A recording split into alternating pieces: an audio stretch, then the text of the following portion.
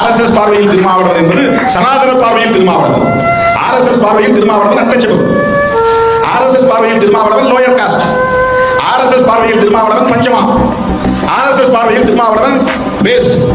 RSS பார்வையில் திருமாவளவன் பார்ப்பனர்களின் பகைவன். RSS பார்வையில் திருமாவளவன் சாதி அமைப்புக்கு எதிரி. RSS பார்வையில் திருமாவளவன் பார்ப்பனிய கோட்பாட்டுக்கு எதிரி. RSS பார்வையில் திருமாவளவன் ஒரு அம்பேத்கரியவாதி. RSS பார்வையில் திருமாவளவன் பெரியாரியவாதி.